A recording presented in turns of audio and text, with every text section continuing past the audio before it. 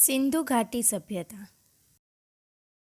सिंधु घाटी विश्व की प्राचीन नदी घाटी सभ्यताओं में से एक प्रमुख सभ्यता है, जो मुख्य रूप से दक्षिण एशिया के उत्तर पश्चिमी क्षेत्रों में, जो आज तक उत्तर पूर्व अफगानिस्तान, पाकिस्तान के उत्तर पश्चिम और उत्तर भारत में फैली है। प्राचीन मिस्र और मेसोपोटामिया की प्राचीन सभ्यता के साथ यह प्राचीन दुनिया की सभ्यताओं के 3 शुरुआती कालक्रमों में से एक थी और इन 3 में से सबसे व्यापक तथा सबसे चर्चित थी। शोध के अनुसार यह सभ्यता कम से कम 8000 साल पुरानी है। यह हड़प्पा सभ्यता के नाम से भी जानी जाती है। इसका विकास सिंधु और प्राचीन सरस्वती के किनारे हुआ। हड़प्पा, मोहेंजोदड़ो, कालीबंगा, लोथल, धोलावीरा और राखी गढ़ी इसके प्रमुख केंद्र थे। यह सभ्यता सिंधु नदी घाटी में फैली हुई थी, इसलिए इसका नाम सिंधु घाटी सभ्यता रखा गया। प्रथम बार नगरों के उदय के कारण इसे प्रथम नगरीकरण भी कहा जाता है। प्रथम बार कांस्य के प्रयोग के कारण इसे कांस्य सभ्यता भी कहा जाता है। सिंधु घाटी सभ्यता का क्षेत्र अत्यंत व्यापक था। यह इंडस या इंडस नदी के किनारे बसने वाली सभ्यता थी और अपनी भौगोलिक उच्चारण की वजह से इस इंडस को सिंधु कहने लगे। सिंधु घाटी सिंधु और उसकी सहायक नदियों के क्षेत्र में आते हैं।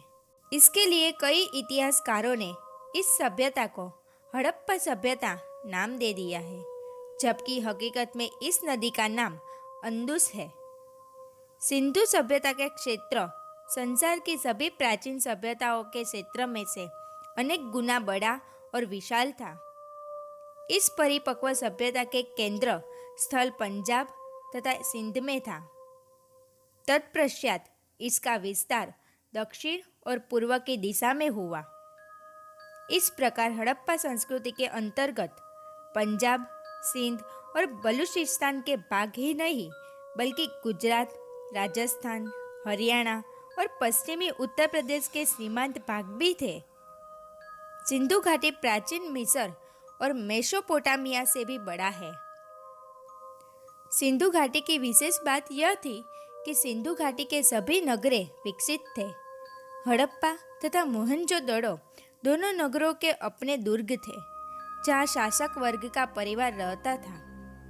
प्रत्येक नगर में दुर्ग के बाहर एक उससे निम्न स्तर का शहर था, जहाँ ईंटों के मकानों में सामान्य लोग रहते थे।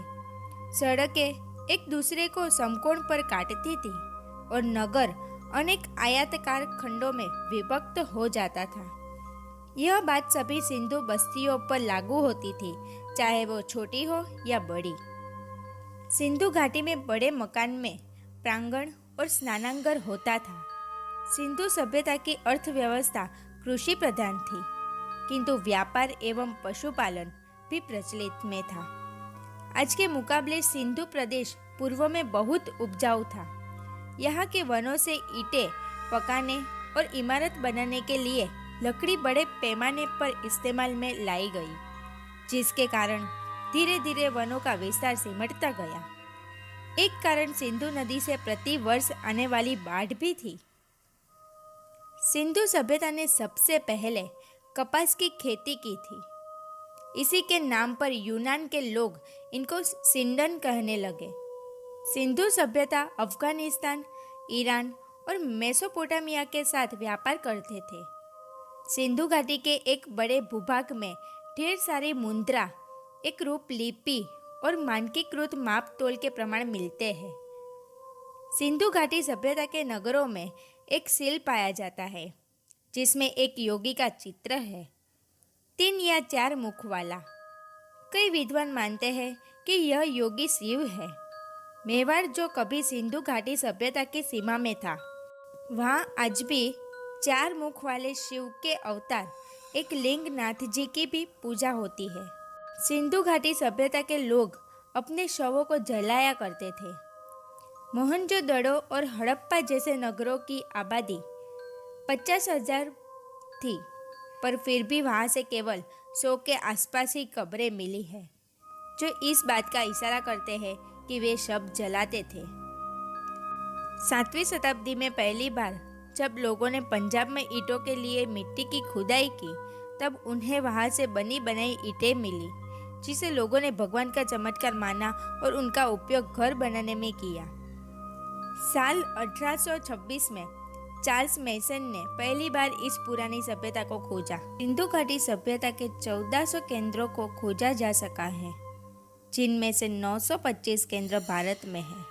80% स्थल सरस्वती नदी और उसकी सहायक नदियों के आसपास है। अभी तक कुल खोजों में से 3% स्थलों का ही उत्खनन हो पाया है। नए शोध में सिंधु घाटी सभ्यता से भगवान शिव और नाग के प्रमाण मिले हैं। उस आधार पर कहा गया है कि यह सभ्यता निषद जाति भील से संबंधित रही होगी।